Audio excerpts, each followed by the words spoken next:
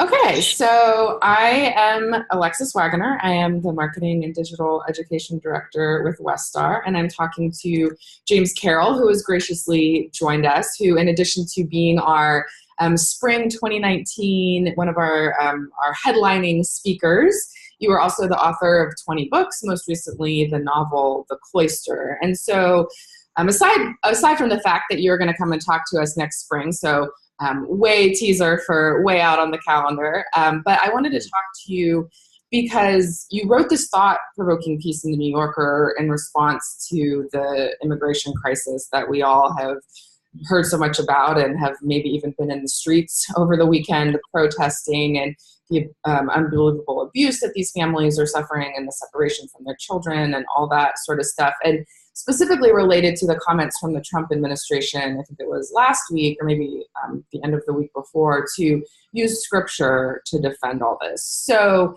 as you note in the piece, there's been a lot of denunciations, which is good, around the administration's justifications. But I wanted to hit on something that you talked about that I thought was kind of unique to the piece in the New Yorker and to your thought process on these issues. And that is the idea of a scapegoat. So you point out that immigrants aren't America's problem, they're the scapegoat. So I'd love to hear in your own words a little bit more about what you mean by that, and how has the scapegoating even been allowed to happen, and how can identifying it for what it is maybe even lead to weeding it out and dealing with it and getting rid of this kind of mindset altogether? Yes, Alexis, thank you. First, let me start by appreciating your reaching out in our conversation. Yeah, thanks. When Attorney General Sessions invoked the Bible to justify this unbelievably cruel policy of separating children from families at the border, he was playing what he thought of as, forgive the pun, a trump card. He thought he was going to end any possible criticism or pushback from the press by invoking the Bible. This is an old ploy in American politics because, by and large, the press shuts down when people bring up the Bible. Mm-hmm. Partly because of an old American tradition of the separation of church and state. Oh, religion can't actually be criticized. Once somebody invokes their religious conviction, we have to let it stand. Another problem, of course, is the press, speaking generally, knows nothing about religion. Who knows anything about the Bible? We all know the word, but really? So Sessions thought he was going to, this is in the Bible, he said. The Bible justifies this. And then Sarah Huckabee Sanders echoes that and says, this is very biblical, this policy. Therefore, you can't criticize it. Well, of course, that's what prompted a number of religious figures who are literate in the Bible to push back, and it's what prompted what I wrote. And I made the simple point that it's a mistake to justify this by the Bible, mainly because the Bible, by definition, leave the individual verses aside, the Bible, by definition, intends to tell the story of power from the point of view of the powerless. Yeah.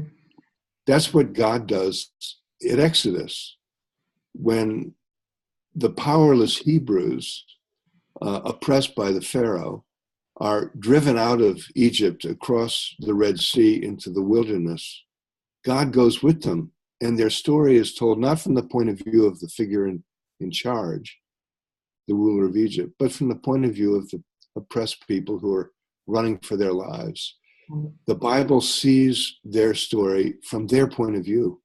So when Sessions invites us to think of the Bible in relationship to immigrants, he's inviting us to think of the story from the point of view of immigrants. Right.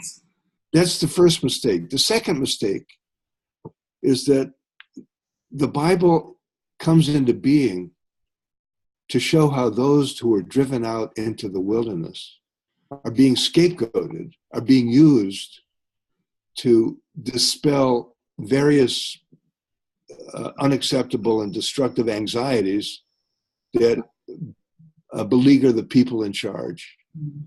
So the Pharaoh has a problem in his kingdom, plagues, blames the problem on this powerless people, drives them out into the wilderness, supposedly carrying the problem with them, leaving the kingdom in peace. That's the classic story of scapegoating. In fact, the word scapegoat comes from the Bible. Yeah. The goat who is loaded up with all the sins of the people driven out into the wilderness. That's what the goat, a sacrificial animal, is. The Bible exists to end scapegoating. It's an old kind of inbuilt human impulse. We're all at the mercy of fear, anxiety, dread, insecurity, sometimes greed, sometimes jealousy. These emotions can destroy the structure of our community. We have to get rid of them. We find the most powerless, marginal part of our community, dump all these emotions on that marginal figure and expel them. That's the classic dynamic of scapegoating. In the United States of America today, we're at the mercy of many terrible emotions, anxieties, dreads. Left, right, blue state, red state, we're all out of our minds. It's obvious. I can see it in you. You can see it in me, everybody. We have to find some way to discharge these feelings. The worst thing we can do is blame innocent people for them who have nothing to do with those feelings. And that's what the Trump administration is doing. They're blaming immigrants for the chaos of American feelings, of American emotional discord, of a major American breakdown. Making America great again, recovering from American breakdown, depends on our dumping all of this negative energy on this group of powerless people who, by the way, can't do anything to stop us. Right. And get rid of them. That's what's going on here. So the last line of the piece I wrote for NewYorker.com was, immigrants are not America's problem, whether documented or not. Immigrants are America's scapegoat. And once we understand that, we have to change what we're doing with and about immigrants. Yeah. It's a biblical lesson. Right. Well, and it's interesting too, I think you made this point in the article that, as you said just now, that this idea of scapegoating is, kind of ingrained apparently in human nature. And yet it's the undoing that is so much of the work of scripture. And then you talk in the piece about even Jesus followers who, if we see Jesus is like the ultimate act of getting rid of scapegoating, then his followers go on and use it in their own history against the Jews and so forth.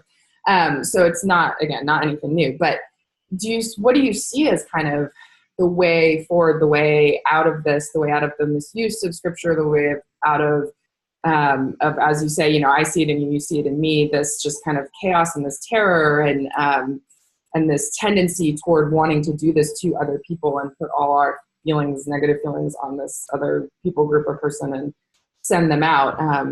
Or I don't know, are we, maybe I wouldn't use the word doomed, or is it because it's so ingrained and because we have in America this kind of, I don't know, primal relationship with the Bible, or we think we do, or what we think of as the Bible, are we just kind of doomed to repeat these cycles? And what do we do about that, I guess?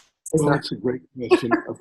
Of course, this is the human condition we're talking about. This dynamic of scapegoating that I'm describing was first most powerfully described by the anthropologist Rene Girard.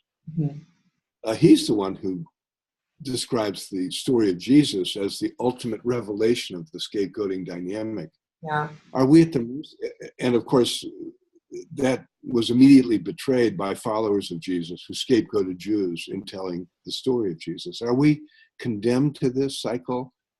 Well, Girard suggests, and I think this is the hopeful note to strike here, that scapegoating depends on it not being recognized as such. It depends on our not knowing what we're doing. Yeah. People who scapegoat immigrants don't know that's what they're doing. They actually find themselves afraid of immigrants, partly because they've been told lies about them, partly because they have no experience of people from away, partly because we're at the mercy of racist and economic habits of discrimination. But still, once we lay bare what's happening, we can stop it. In the United States of America, the human impulse to scapegoat is part of our story. We scapegoated native peoples when we first arrived from Europe. The people who first arrived from Europe scapegoated those who followed them from elsewhere in the world.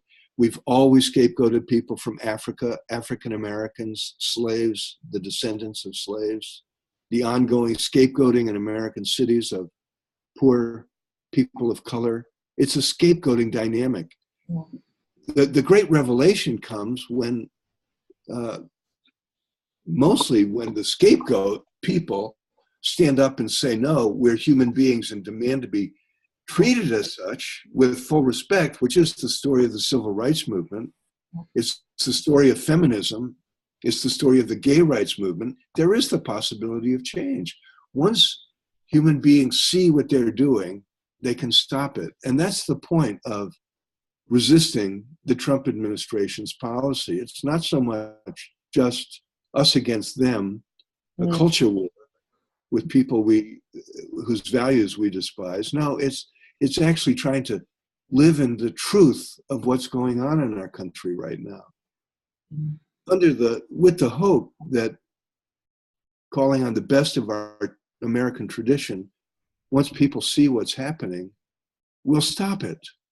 So it isn't those wicked Trump people who are the problem. We liberals, we Democratic liberals shouldn't be scapegoating them either. Yes, true. No, it's all of us get caught up in this dynamic. And once we see how deep into the human psyche it runs, we can stop it. The Bible is useful to us because the Bible is the revelation of this dynamic. It's the revelation that God does not will scapegoating. God is the one who said no to human sacrifice. That's the story of Abraham and his son. God says, no, don't kill that child. No, don't do that to that child. We think of God as having willed the death of his son, we Christians. And of course, our history teaches us to stop thinking of God that way. God does not will suffering of the innocent, suffering of the marginal, suffering of the people who are scapegoated. So the Bible is a text of liberation, not only for the oppressed, but for all of us, oppressors too. Well, thank you. I mean, I know that we could talk much longer. Could have asked many more questions, but I know you have a tight turnaround. So I just wanted to thank you for being willing to do this and to chat a little bit. And maybe over the next few months, we'll have another opportunity to do so. I would welcome it, Alexis. Thank you for two things. One, your astute reflections and questions on this subject, but also for your technical expertise that got us up and running. Yeah, well, we worked it out. I'm not sure what I did. It's like the classic, tech support. Have you tried turning it off and on again? So I'm happy to try it. But yeah, thanks again. And I look forward to continuing a dialogue and then meeting you next spring. Me too. All the best all to right. you. All right. Take care. Have a good one.